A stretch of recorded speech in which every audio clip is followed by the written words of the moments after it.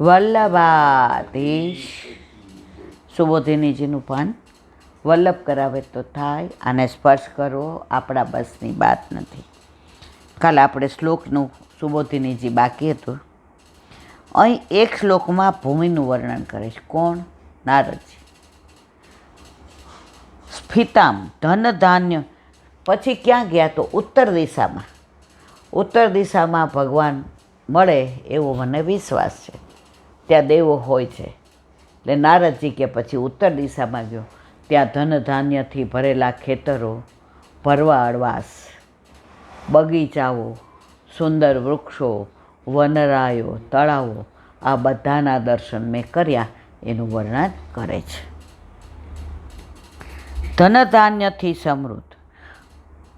સ્ફિતામ એટલે માળવા જેવા મોટા પ્રદેશો, કે જે શહેરો મોટા હોય તેને પૂર કહેવાય. નાની વસાહતને ગામ કહે છે. વ્રજ એટલે ગાયોના રહેવાના સ્થાન, ભરવાડોના નેસડા. આક્રાન એટલે મીઠા વગેરેની ખાણ. ખેટા એટલે ખેડૂતોની વસાહત. ખવેટા એટલે અગ્નિહોત્રી બ્રાહ્મણોની વસાહત, જેમાં એક બાજુ નદી અને બીજી બાજુ પર્વત હોય છે. ગામની મધ્યમાં જ સહજ ભૂમિ હોય તેને વન કહે છે. જેમાં વૃક્ષ વગેરે ઉગાડવામાં આવે તેને ઉપવન કહે છે. ચ પદથી ખેતરોનો સમાવેશ કર્યો છે. બીજા શ્લોકમાં નારદજી વૃક્ષોથી છવાયેલા પર્વતોમાંથી પસાર થઈ ગયા હતા તેનું વર્ણન કરે છે. ચિત્રે ધાતુભી વિચિત્રાન અદ્રિન. વિચિત્ર ધાતુઓથી રંગબેરંગી દેખાતા પર્વતો. આ પર્વતો કેવા હતા? ઇભય ભગ્ના ભુજા યશામ તાદૃશામ ધ્રુમા એશામ. હાથીઓએ જેમની શાખાઓ તોડી નાખી હતી એવા વૃક્ષો જેમાં હતા. શેમાં? પર્વતો ઉપર. પર્વતની સુંદરતા પ્રેમ ઉત્પન્ન થાય એવી હતી. જ્યારે એમાં હાથી ફરતા એમ બતાવી ભયનું કારણ કયું છે. થાક ખાવા માટે સરોવરો હતા. સરોવરોમાં પુષ્કળ જળ હતું. વળી એમાં પણ વિશેષ શિવ જલાન કલ્યાણકારી જળ, એટલે ઠંડુ અને રોગ ઉત્પન્ન ન કરે એવું જળ હતું. આપણે હમણાં ક્યાં સાસણગીર કે ક્યાં ગયા હતા, ત્યાં ઓલા ટાંકા ટુંબા હતા, ઠંડા ને ગરમ પાણીના જરા હતા. તો બધાય કે હા જો તુલસી શ્યામ, તો બધાય કે એમાં આપણે તો એવા પડીએ નહીં ને, આપણે તો આપણા ઠાકોરજી સિવાય બધા, પણ લોકો કેવા ડૂબકી મારતા હતા ને બધું કરતા હતા. તો અહીંયા કહે છે એવું જળ હતું એમાં. વળી એમાં કમળ ખીલ્યા એવા સ્વાભાવિક કુંડો પણ હતા. જેમની પાસે, જે તમે 60-70 વર્ષ પહેલાં વ્રજમાં ગયા હો ને, તો પ્રાચીન વૈષ્ણવો પાસે આ બધું ખરેખર એ લોકોએ દર્શન કર્યા હતા. હવે ધીમે ધીમે પ્લાસ્ટિક વધ્યું, ભાવ બધાનો પ્લાસ્ટિકીયો થઈ ગયો, આડંબર વધવા માંડ્યો, બહારનું ત્યાંય ખાનપાન થઈ ગયું.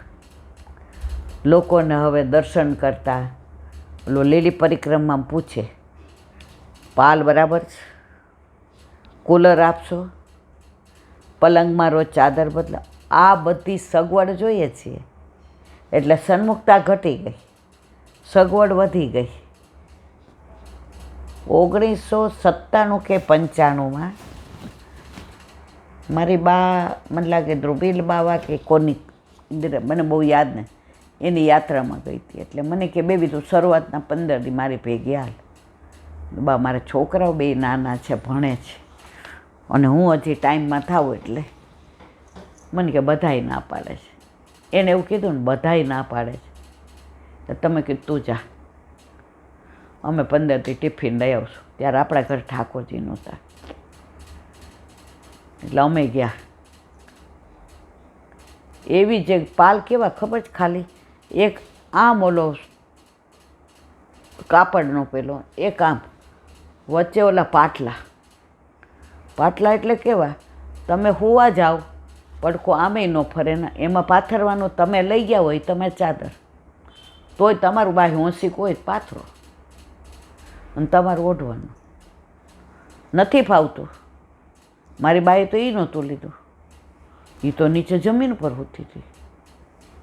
હવે ઘણા અમને બીવડાવે કે નીચે સાપ, હવે સૌથી ફટું હોય તો હું અને સાપની બી.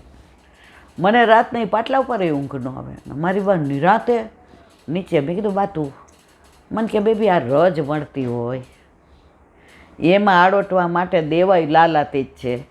એને ઠાકોરજીએ કીધું કે તમારી અહીંયા જગ્યા નથી, તમે ત્યાં ફૂલ વરસાવો. તો અહીંયા પણ ચાલી દે આવે જલસા કરવા મળ્યા રજમાં આડોટવા. ગોવર્ધન કી રયે તળેટી ગોવર્ધની નિત પ્રતિ બદન ગોપાલ લાલ કે ચરણ કમળ ચિત તન પુલકિત વ્રજ રજ મેં લોટત ગોવિંદ કુંડ મેં રહીએ રસિક પ્રીતમ હિત ચિત્ત કી બાતે શ્રી ગિરધારીજી સો કહીએ તળેટી શ્રી ગો. ત્યારે મને આવું કહેતી હતી ને ત્યારે મને એને જરાય એની યાર વાત કરવી ગમતી નથી. મેં જરાક તને કાંઈ કહીએ કે તું અહીંયા હું ત્યાં તારું લેક્ચર ચાલો, તોય બિચારી પાછું કાંઈક કહું ને કીધા વિના રહે જ નહીં. એમાં જો હું કોકાર લઉં કે એ બેબી અહીં લૌકિક વાત કરવા આવ્યા છે, કોઈની હાજરીમાં ન બોલો. પછી એની હારે તું તો મને કેટલો કંટ્રોલમાં રાખસ. હું 4 વર્ષની છું, હવે હું 35 વર્ષની, મારા 2 છોકરા છે. તોય પાછી હાથ પકડે બેબી એ તને લૌકિક વાતો કરાવશે. ત્યાં જામાં વલ્લભારે હાલ એ દોડે ને મને હલાવે. એ 15 દી જે મને મળ્યું ને, ભલે કોઈ જાતનો ભાવ નહોતો, એને સારું લગાડવા ગઈ હતી, પણ એ વ્રજનો જે મને અનુભવ થયો છે ત્યારે દંડવતી આટલી હતી. અમે દર્શન કર્યા છે. અત્યારે જોઈએ ને તો જીવ એ વાતને 50 વર્ષથી હશે. હા, પિન્ટુ મોન્ટુ નાના હતા ને 50 નહીં પણ 40-42 હશે. મારે કહેવાનો આશય એ છે મારા વાલા કે વ્રજ અહીંયા વર્ણન કર્યું ને એવા હતું પહેલાં. અત્યારે જ ચર્મચક્ષુ ભાવચક્ષુ હોય તો દર્શન થાય. જેમની પાસે સૂર સેવિતા દેવાલય હતા હવે આશ્ચર્ય રસનું વર્ણન કરે છે. ચિત્ર વિચિત્ર મધુર સ્વરો કરતા પક્ષીઓના કલરવ સાથે ફરતા ભમરાઓનો ગુંજારવ ભળી ગયો હતા. એવા તળાવોને વટાવી હું આગળ ચાલ્યો. આમ ભૂમિ અને પર્વતોનું વર્ણન કરી હવે ઘોર જંગલનું વર્ણન કરે છે. નલવેણુ સરસ્ત પંબ કુસકી ચક ગહવરમ એક એવા તિયાતો હમ દ્રાક્ષમ વિપિનમ મહત ઘોરમ પ્રતિ ભયાકારમ વ્યાલો લોકશિવાજીરમ. અર્થ નેતર વાસ બરુ કુશ પોલા વાંસાવાળું ગાઢ જંગલ મેં જોયું. સાપો ઘુવડ શિયાળ વગેરે પ્રાણીઓનું જાણે ઘર આંગણું હતું. એવા ભયંકર ગાઢ જંગલમાંથી હું એકલો પસાર થયો. સુબોધિની છે. નેતર વાસ બરુ કુશ પોલા વાસોની ગુફાઓથી યુક્ત ઘોર જંગલમાં હું એકલો હતો. કોઈ પ્રદેશમાંથી પસાર થવાનું અથવા અગાઉ જે પ્રદેશોમાંથી પસાર થયા તે પણ અહીં કહ્યું છે. એ પ્રદેશમાંથી પસાર થતા માર્ગમાં રાહગીર કે ત્યાં રહેનાર મળી જતા, પણ આ ઘોર ભયાનક જંગલમાં તો હું સાવ એકલો હતો. એવા ભયંકર જંગલમાંથી એકલા અટુલા પસાર થતાં મને ભય ન લાગ્યો. એ બતાવવા કહે છે કે વાઘોએ શિકાર કરેલા પ્રાણીઓના માંસને પણ મેં જોયું તોય મને ડર ન લાગ્યો. મને વિશ્વાસ મારા ઠાકોરજી ઉપર હતો. પણ વાઘો પણ એ જંગલની ભયંકરતાથી ડરેલા હતા. જંગલના મધ્યમાં જે વૃક્ષહીન ચોક હતો તે પણ ભયંકર હતો.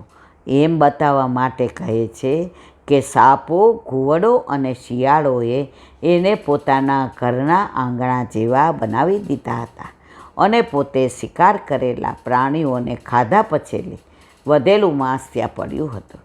આવા ઘોર જંગલમાંથી પસાર થયા પછી થાક્યા પાક્યા નારદજી વિશ્રામ માટે ભગવાનનું મનમાં ચિંતન કરવા બેઠા ત્યારે ભગવાન એમના હૃદયમાં પ્રગટ થયા. બોલો વલ્લભ શ્રીમદ ભાગવત અને મારા ગુરુદેવને दंडवत प्रणाम करूं. ચંદ્ર सरोवर पे सूरदास जी के द्वार पे मेरा दंडवत प्रणाम. સુર सुरभि कुंड पे परमानंद दास जी के द्वार पे मेरा दंडवत प्रणाम. જમના जमुनावता पे संकर्षण कुंड पे कुंभन दास जी के द्वार पे मेरा दंडवत प्रणाम. બીજ विष्णु कुंड पे कृष्णदास जी के द्वार पे मेरा दंडवत प्रणाम. કદમ खंडी पे गोविंद स्वामी के द्वार पे मेरा दंडवत प्रणाम. અપ્સરા कुंड કુંડ पे चित्त स्वामी के द्वार पे मेरा दंडवत प्रणाम. માનસી ગંગા પે नंददास जी के द्वार पे मेरा दंडवत प्रणाम. રુદ્ર रुद्र कुंड पे चतुर्भुज दास जी के द्वार पे मेरा दंडवत प्रणाम. વ્રજ વિલાસ વ્રતિ ગોપિકાઓને મારા દંડવત प्रणाम.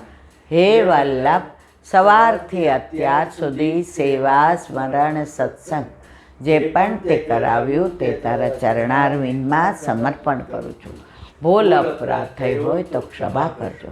બોલો વલ્લભાધીશ હૃદયના ચરણના કેરો ભરોસો દ્રઢઈના ચરણ કેરો શ્રી વલ્લભનક ચંદ્ર છટાવીન સબન જોગમાં અંધેરો ભરોસો દ્રઢઈના ચરણ કેરો સાધન और नहीं आकलिबे जासु હોય નિવેડો સૂર્ય કા કહે દ્વિવિધ આંદરો બિના મોલકો ચેરો ભરોસો દ્રઢઈના ચરણના દ્રઢઈના ચરણના દ્રઢઈના ચરણના કેરો શ્રી વલ્લભાધીશ કી જય. આજનો આ સત્સંગ મારા વલ્લભના ચરણારવિંદમાં સમર્પણ કરું છું. ભૂલ અપરાધ થઈ હોય તો ક્ષમા કરજો. આ મારા વલ્લભની વાણી અને ભૂલો એ મારી. બોલો વલ્લભાધીશ કી જય. બધાય વૈષ્ણવને જાજા કરીને જય શ્રી કૃષ્ણ.